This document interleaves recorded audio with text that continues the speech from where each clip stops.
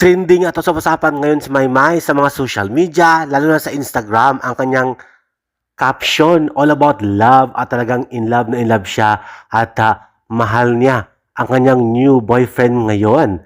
Ito nga ang mga picture, mga ilang larawan na binandera niya sa Instagram.